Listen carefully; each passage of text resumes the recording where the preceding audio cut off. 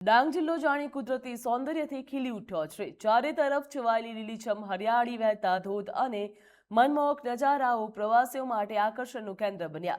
કુદરતના નયનરમ્ય નજારાઓને માણવા માટે મોટી સંખ્યામાં પ્રવાસીઓ ડાંગ તરફ ઉમટી રહ્યા છે। ખાસ કરીને સિંગાણા નજીક આવેલો ગિરિમાળ ધોધ અને આસપાસનો યુટર્ન વિસ્તારમાં હાલ પ્રવાસીઓ આકર્ષણનું કેન્દ્ર બન્યું। તો ચોમાસામાં ધોધનું રૌદ્ર અને રમણીય સ્વરૂપ જોવા મળી રહ્યું છે।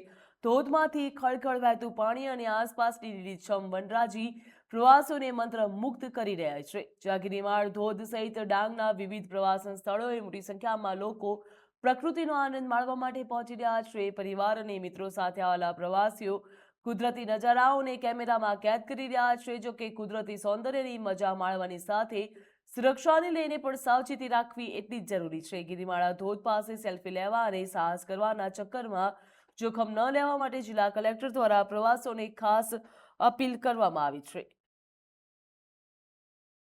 ડાંગ જિલ્લાનો પ્રખ્યાત ગિરમાળ ધોધ પોતાની ઊંચાઈથી અત્યારે પડી રહ્યો છે અને આહલાદક દ્રશ્ય આપણને દેખાવાનું દેખાઈ રહ્યું છે। ડાંગ જિલ્લો ચોમાસામાં એના કુદરતી સૌંદર્ય માટે જાણીતો છે। ડાંગ સર્વેને ડાંગ જિલ્લા વહીવટીતંત્ર તરફથી ખુલ્લું આમંત્રણ છે, આવો ચોમાસામાં ડાંગ જિલ્લાની કુદરતી સંપત્તિને, કુદરતીના નેચરને આપ જાણો, માણો અને સાથે સાથે અહીંની સંપત્તિનું રક્ષણ પણ કરો। અહીંયા આવતા સર્વે પ્રવાસીને વિનંતી છે કે ડાંગ જિલ્લો જયારે એની કુદરતી સંપત્તિ અને સૌંદર્યને કારણે જાણીતો છે, ત્યારે અહીંયા આવો ત્યારે કુદરતી સંપત્તિ જાળવવાની સાથે સાથે પ્રદૂષણ થતું પણ અટકાવવામાં આવે, બિનજરૂરી કચરો નાખવામાં ના આવે।